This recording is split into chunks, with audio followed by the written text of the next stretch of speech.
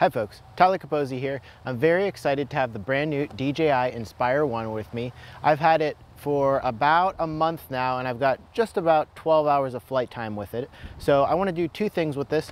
I want to show you, number one, how to set it up. I've got a very detailed safety procedure on exactly how to set it up. And number two, share some of the tips, tricks, and experiences I've learned from having it. So let's jump right into it. Check out some of the footage I've gotten so far.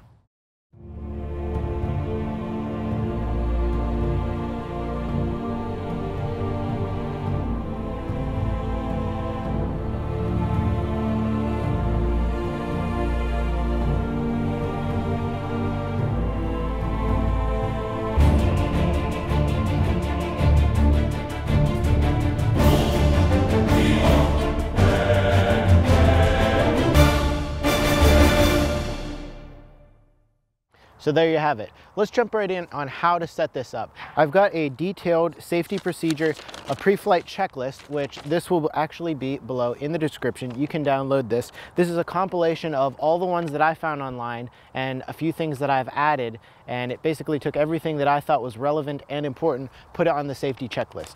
So let's grab the Inspire.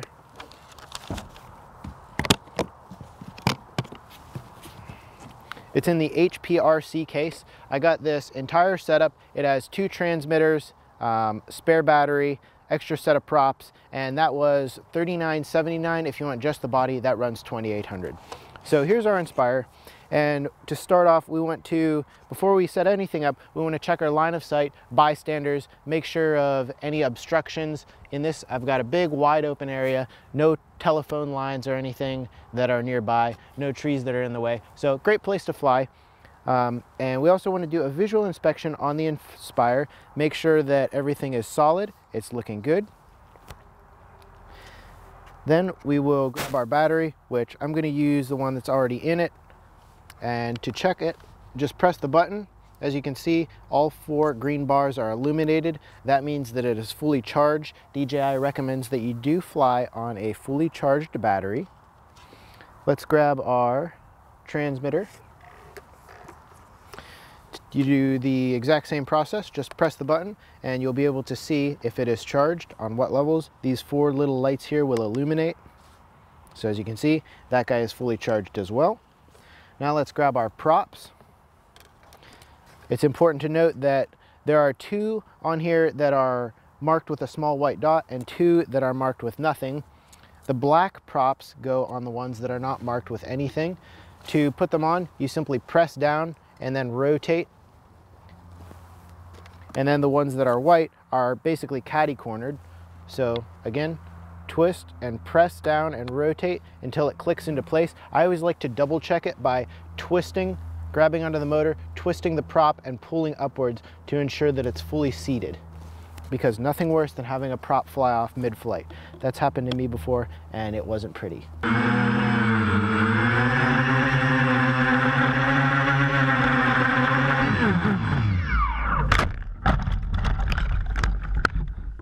Fortunately, it was with the DJI Phantom. And here's our last prop. And do note that these will each spin on different ways. The black ones, when you press down, you'll spin counterclockwise, whereas the white ones, you'll spin clockwise. Okay, perfect. So we got our props tightened and locked. Next, we'll want to make sure that our antenna are up and parallel on the transmitter. This will give you the best signal possible, up just like a set of rabbit ears. Perfect. Next, we'll want to turn on our transmitter. To do that, you do it the same way as with the Inspire. Tap once and then press and hold for 3 seconds. So again, tap, hold. Perfect.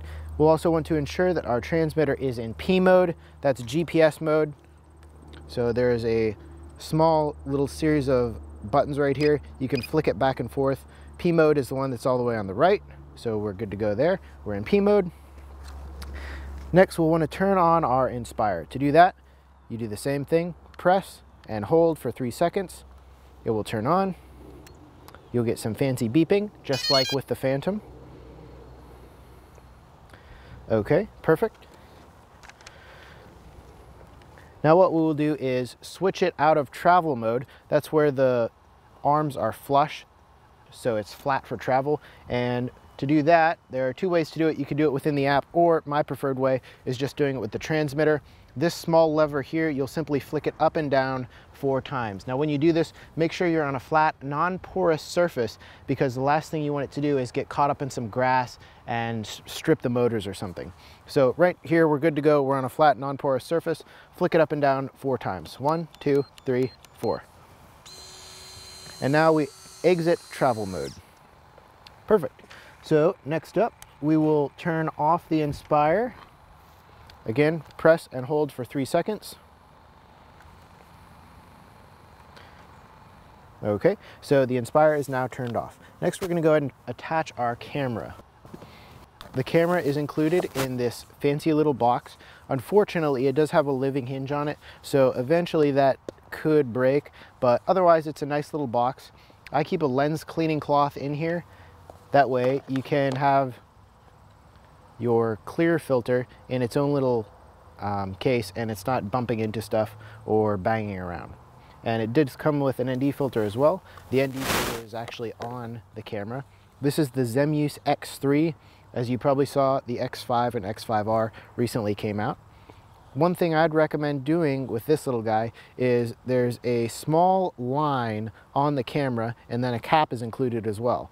What I did was took a silver Sharpie marker and drew a small silver line so you know exactly where it lines up. Otherwise, you have 3 different possibilities from where you're clipping it on and off.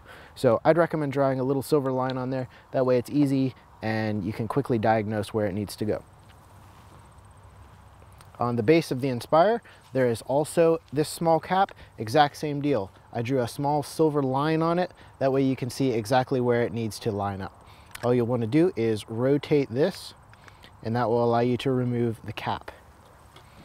I always keep the cap stored inside the case where the camera was. That way I always know where everything is and I don't lose it. Then lock that guy back up, put it back in the case. I do the same thing with a lens on the camera. Right now the lens for that camera is in that camera bag, and I've never lost a lens cap. So what you want to do to attach the camera is make sure your silver line is lined up with the line that's on the Inspire, and then you simply rotate this locking mechanism once it's lined up. And now, as you can see, our lock icon is lined up with the white line, and that's facing forward.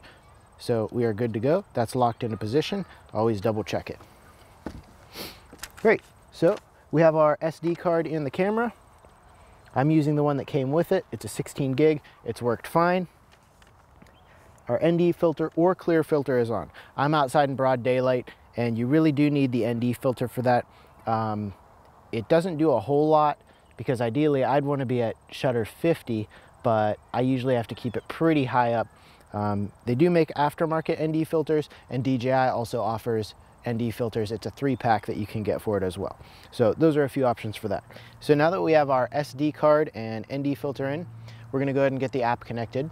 So I'm going to use my cell phone. This is a Samsung Galaxy S5, and it works great with this. You'll want to get your USB cable connected. I'm using a shorter one. This is actually off a Western Digital hard drive, because the last thing you want is that long, ridiculous cable making a mess everywhere. So this is nice, short, compact. I'd recommend getting as short of a cable that you can. Then on the device holder, you can press the button on the side, and that will expand it, making it however long you want. This will hold all the way up to an iPad Air. And if you're not using an iPad or tablet and you're using your cell phone, these little hinges will open up from the side and allow you to put your phone in landscape. So I'm using a Magpul case on mine, and that works perfectly. I've seen a lot of the bulkier cases not fit. So whenever I'm putting it on, I always apply downward pressure on the screen and then cinch it up nice and tight. And now it's locked in solid. I've seen a lot of people complaining about the mobile device holder. I've not had a single issue with it. The key is you've got to tighten this screw right here. Use Loctite if necessary. And then there's also another screw right at the base of this. There's a hinge there, so if you want to tilt your mobile device, you can. But I'd recommend not doing that, instead leaving it all the way down. That way the weight is resting on it and the weight's not resting on the screw. And then there's one more right here. That one, it just has knurled grip on the side. You just tighten that by hand. So those are the 3 points of contact that need to be tightened. Keep those tight and your device will stay secure. Now before we plug it into the phone, we'll need to turn our Inspire back on. To do that, again, tap and then hold for 3 seconds.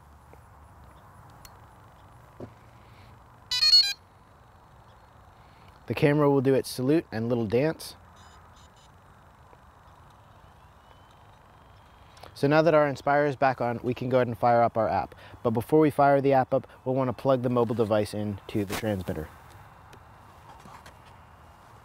As soon as you plug it in, it will automatically start charging your phone because the app is very battery hungry.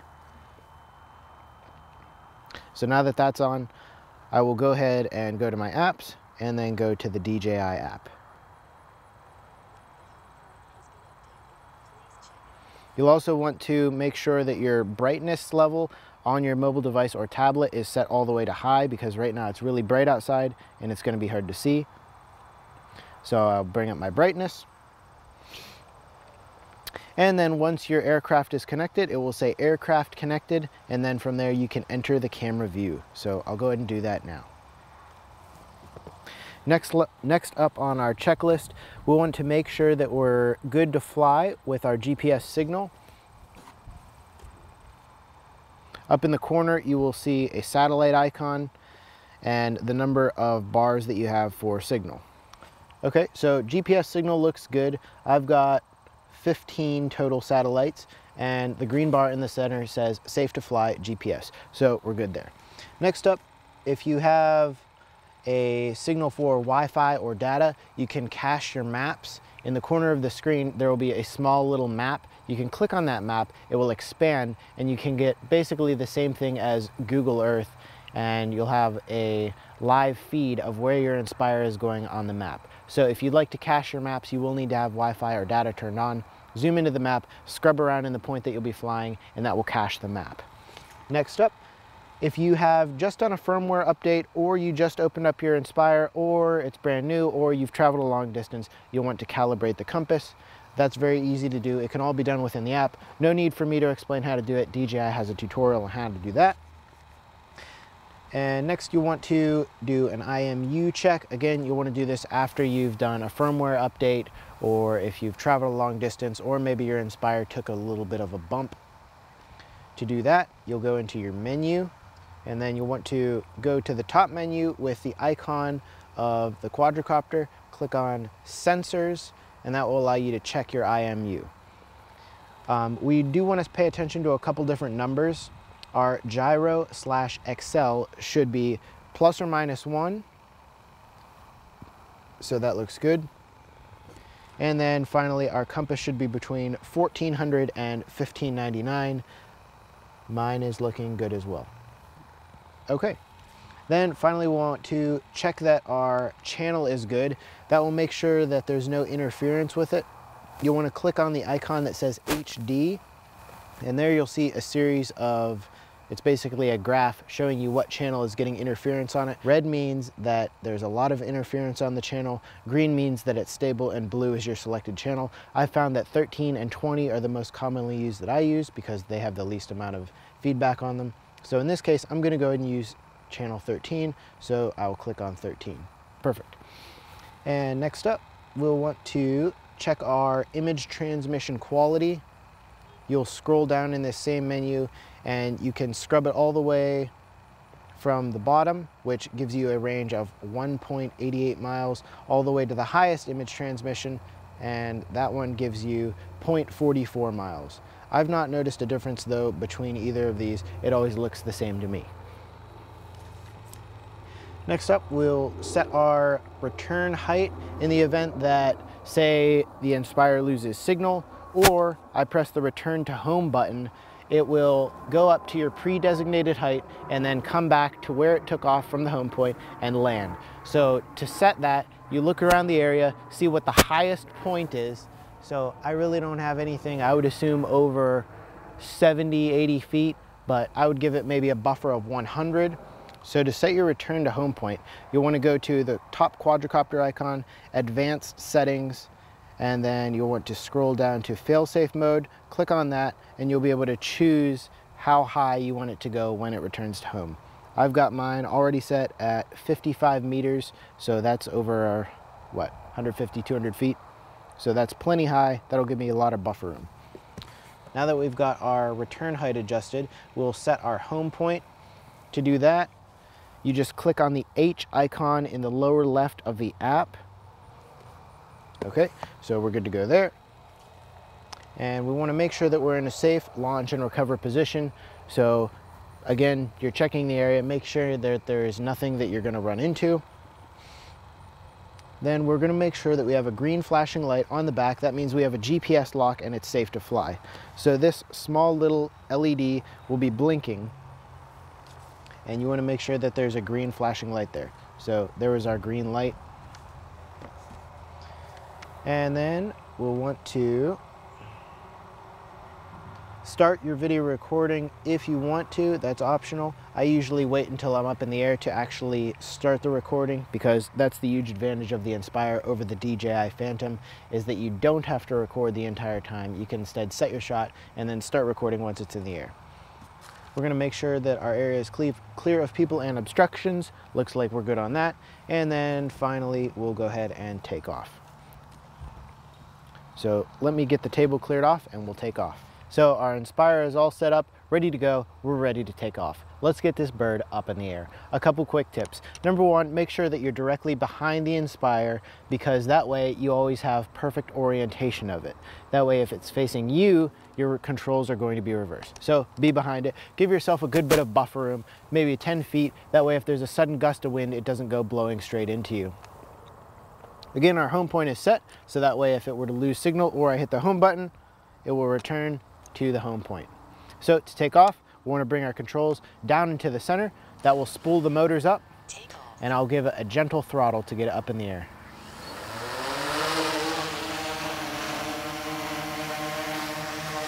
So we are now up in the air. I'm going to let it hover for about 20 seconds and confirm the expected stick operation. Make sure the joysticks are functioning properly.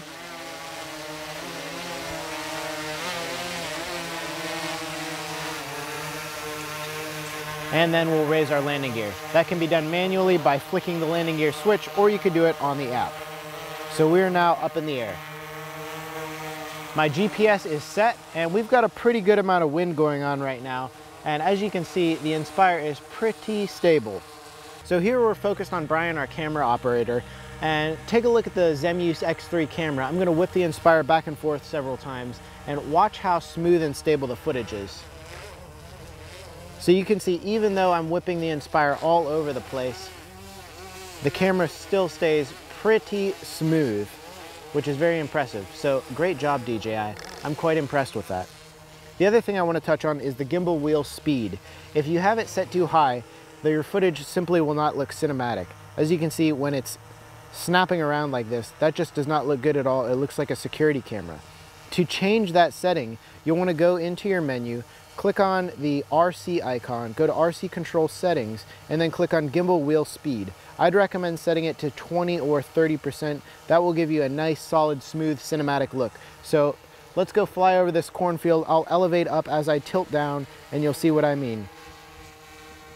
So right now we're at 20%, and I'm giving it full downward tilt, and you can see that's nice and smooth. So that just gives you an idea of the power or lack thereof of your gimbal wheel speed. I'd recommend, again, 20 to 30%. I'll also quickly touch on the intelligent flight modes. On your Inspire controller, flick it from the P mode to the F mode. The first one is course lock. I'm gonna go ahead and engage course lock, so I'm pointed directly away from me, then click on apply. Now once it's on, I'm just gonna roll forward on my controller, and even if I turn the Inspire, it will continue going in a straight beeline. I'm maintaining forward on the joystick, and it still maintains that straight, perfect line from me. So I'm gonna come back now, and I'm just gonna spin around, and as you can see, it maintains a straight beeline. So what that would be great for is if you have someone who's just learning how to fly. That way they don't have to worry about the orientation of it. So we'll go ahead and click on exit this mode, and click on confirm. The aircraft will hover. Now we'll go to the home lock mode. That's very similar because when you pull the stick towards you, no matter where it is angle-wise, it will always come back towards you. So it's a very similar mode. Okay, we'll exit that mode, confirm. Now go to point of interest. This is one of my favorites and frankly, one of the most powerful. So let's go over to Bryan's brand new 2015 Jetta. 2016 Jetta. I'm gonna fly directly over top of it. Okay, so we are right now directly above Bryan's brand new 2016 Jetta. I'm gonna engage the point of interest mode and click on apply. Right now my aircraft is directly above my point of interest. I'll click on apply and now I'll back off however far I want to be away from it, any arbitrary number of feet. So I've backed away from it approximately 64 feet. Now I'll get my tilt set. I'm going to elevate up a little bit. That way I'm above any obstructions. There we go. And then you can choose your speed in miles per hour. So I'll crank that up a little bit. It'll also give you an estimate of how long one lap will take. So if I'm at 15.3 miles per hour, it will take approximately 18 seconds for one lap. It's going to do a circular tracking around the point of interest. And then all we have to do is click on start. One last double check, make sure there's no obstructions. Looks like we're good to go, and clicking on start now.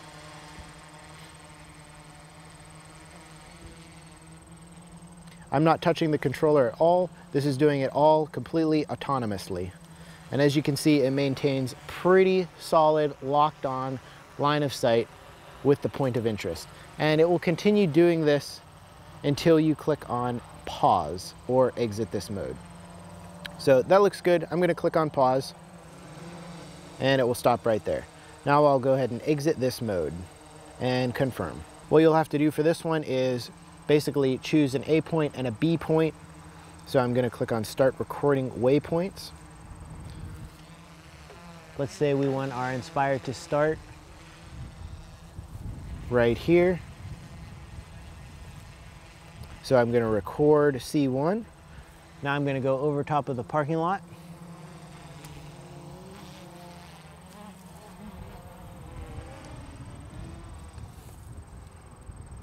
And here will be our second point. So I'm gonna click record C1 again. So we now have two waypoints with a distance of 250 feet.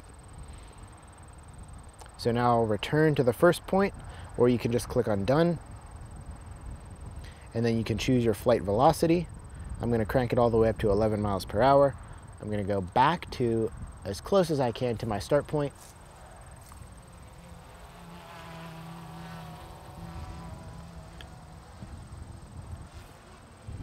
And then I'm gonna go ahead and click on start. Okay, so the flight is now beginning. As soon as it returns to the home point, of course. So we are now at our home point, and now it's going to start. Looks like we have a low battery warning. I have mine set to 30%. So our flight is now recording, and we're going from waypoint A to B.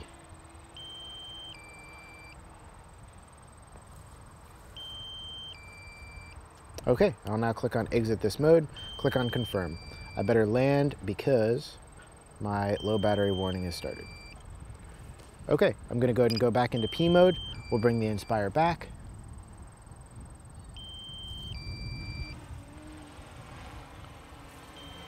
To engage our landing gear, there are two ways to do it. Within the app, you can leave the sensor, which is a downward facing sensor, turned on.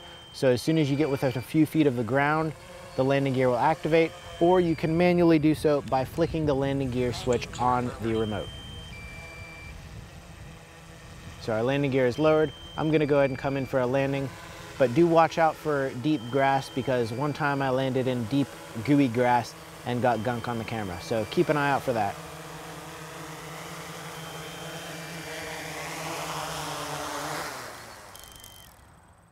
So now I'm going to touch on a couple quick tips and tricks that I've learned and I'd like to share with you. I found them quite valuable. So number one, if you can get a table, that helps out quite a bit. That way you're not having to kneel down in the grass, set things up. You have a place to set stuff. It just makes things a whole lot easier. Number two, how to set your props back into the case. So I'm going to pop these off quick and show you the best way to put them back into the case that I've found. So you basically line them up, stacking them one on top of the other.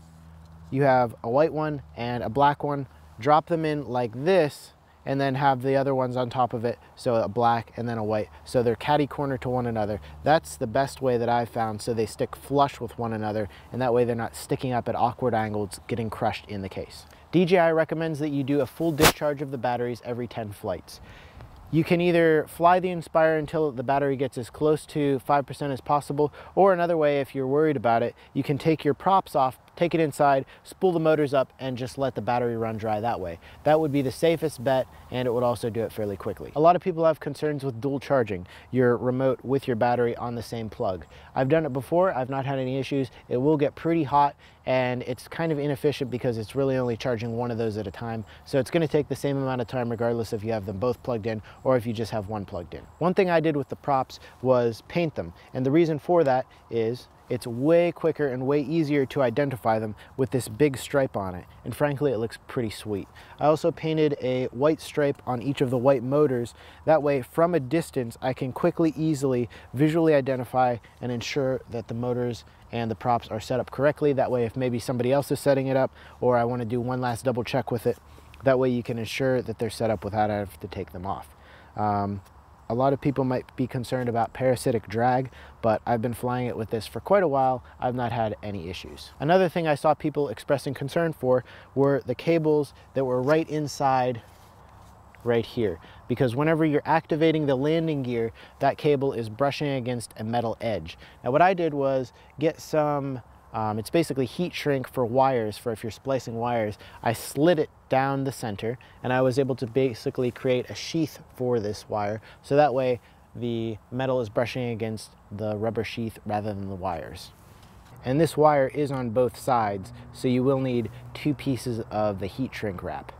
Something else I'd recommend learning how to do is how to catch it by hand. It's much different than the DJI Phantom because the DJI Phantom had landing gear that you could just quickly and easily grab like that. But this one, once the landing gear is up, it's kind of difficult and wonky to grab. So what I would recommend is as it's coming into you, bring it in with the tail facing you and grab it by the battery like this. That way you have a solid point to grab onto and you're not going to get your hand chopped off by the rotors. And the last tip I'd recommend is getting a field log. Within the field log, there are a couple pieces of information that I record each time I fly. The date, the time, the location, the second operator, if any, the batteries that I used, the total flight time for that flight, and then the grand total flight time, so all of the flight time to date, and finally any notes, so things that I learned, things to avoid, and that's where I got a lot of the tips and tricks. I went back through my notes, and here they are. So I hope all this information was helpful. Thank you very much for watching, and if you have any questions, please feel free to leave them in the comment section below. We'll catch you later. Please subscribe. Please subscribe. So now I'm gonna So now, and then of course any notes that I have.